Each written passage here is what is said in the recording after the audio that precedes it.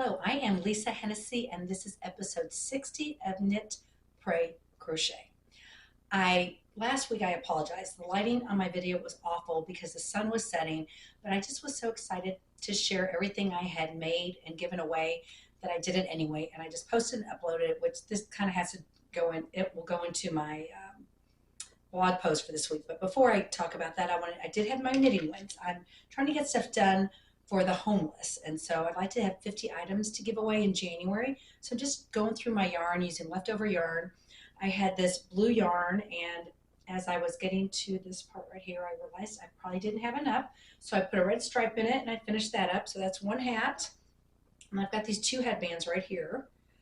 And this one actually, so I made this one first with some red yarn, and after I finished, I thought, oh, I have enough to make a second headband. I'll do a ribbed one that's more stretchy. And I soon realized I didn't have enough red yarn, so that's where I pulled out the blue yarn, and I might have had enough blue yarn for my hat had I not done this, but it doesn't really matter because I've got 3 items now to donate for January.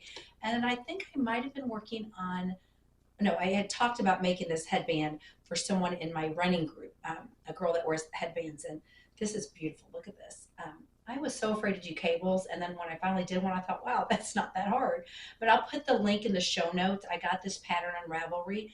I used the Maki Cot bamboo cotton yarn, and I'm probably not going to give it to her until January because I think I should probably make, I've got enough to make a couple more, and there's two other girls in the group that joined, and so I can't give one and not the others. And the one girl is actually, I think she's training for the Cowtown Marathon or the Boston Marathon. I don't know. She's running a marathon, so I'd like to give her one too. So I've got, which I think that might be why I'm kind of hoarse today.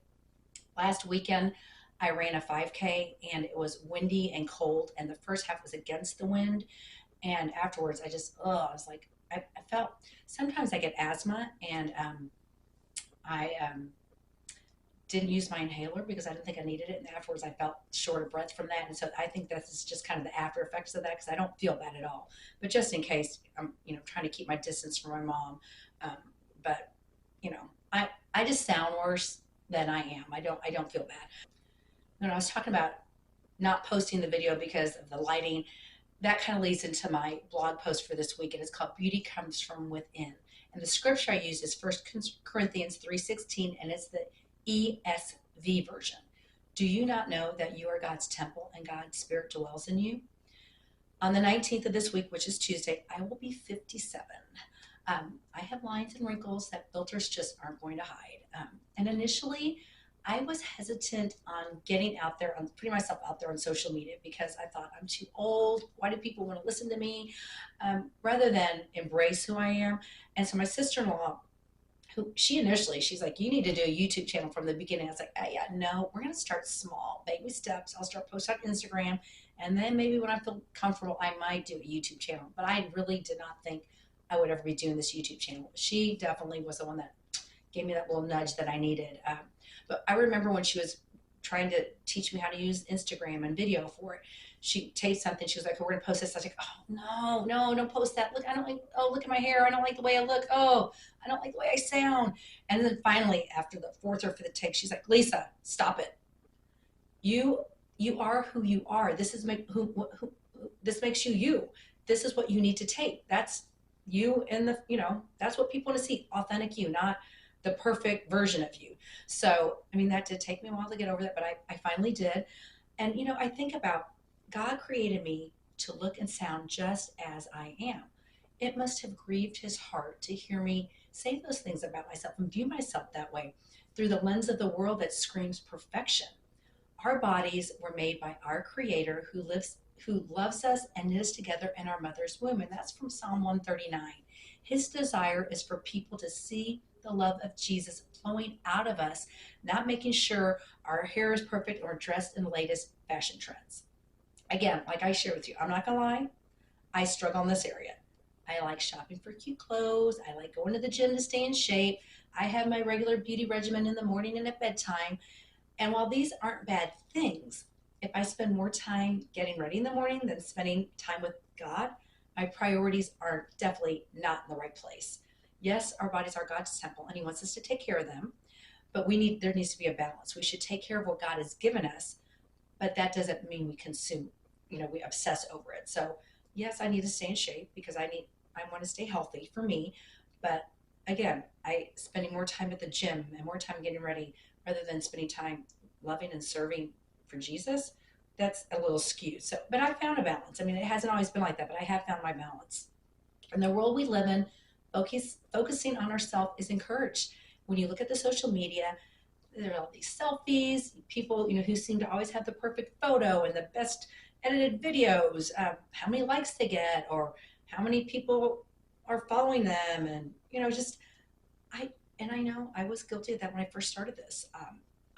But now I'm humbled when if people are following me on social media or that they're even watching this YouTube channel because, well, okay, in the flesh, would I love to have thousands of followers? I don't know, maybe. And would it excite me if I had thousands of views? Of course it would. I'm human.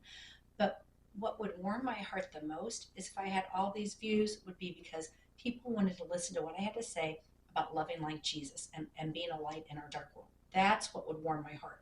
Not that I have millions of subscribers. I want to know that I'm making a difference in God's kingdom with what I'm doing. I can't think of anywhere in scripture where it mentions the physical body type of a woman. It doesn't tell, when you read about Mary, Rahab, and Ruth, you don't know what size clothes they wore. Or if they had the perfect bodies. What stands out to us the most with these women in the Bible is their faith and their obedience. And that's how I want to be remembered for my faith and obedience, not the way I looked. Growing older and watching our outer bodies age, at least for me, it doesn't keep God from using any of us. Every day he renews us from the inside. And while I may not be as young and perky as I once was, I wouldn't trade this body and these wrinkles for being my younger version of me. Because as I have grown and matured in my faith, I feel as though I have so much more to pour out into the lives of others because beauty truly does come from within our hearts. God still has work for me to do, people to serve, and lives to shape. I'd like to end with my prayer now. Father God, forgive me when I don't embrace how you have fearfully and wonderfully made me. Help me to focus on who I am in Christ. I am a daughter of the King Most High who loves me so much he sent the Holy Spirit to dwell inside my body, a temple of the Lord. Continue to renew my heart each day. Use me to serve you in all I do this week. It is in the name of Jesus Christ that I pray these things. Amen. And you know what? I forgot to share. I did give away my hair scrunchies to my mom's apartment, so I'm going to share a photo of that. I delivered those, and I actually hand delivered a couple to some of the workers. One of the girls that cleans my mom's floor, she's trying to get back on her feet, and I know that. And so I gave her the hair scrunchie and a card to invite her to my Christmas Eve church service. And I said, if you're looking for a place to go on Christmas Eve, this is my church. We have several services, and if you're interested in me meeting you at one of them, just let me know. So I gave that to her, and she seemed appreciative. And the other thing, I have been complaining about my trigger finger on my middle finger, and I went to the orthopedic doctor on Wednesday, and he gave me a steroid shot. So, oh my gosh, it feels great. If it doesn't last, then I will eventually have to have surgery because you can only get 2 shots, is what he said, or you'll damage the tendon. But while I was there, I valet parked my car, and one of the girls worked at the valet booth. She was all bundled, but it was cold. It was in the 30s, and it was windy. She was bundled up in a nice warm jacket, had gloves, but didn't have a hat on. And of course, I had my bag of goodies with me, and I let her know I knit gifts to give away to people, and I had something that would help warm her head, and it was one of those bandana cowls that you can also pull back and wear as around on your head. So I showed her how to wear it, and I said, look, you can wear it to cover your ears right now, and then if you want to wear it as a scarf, you can do that. And as she was looking at it, she was reading the scripture on it, and she said, oh, thank you so much. I'm so excited. I love it. It matches my coat perfect.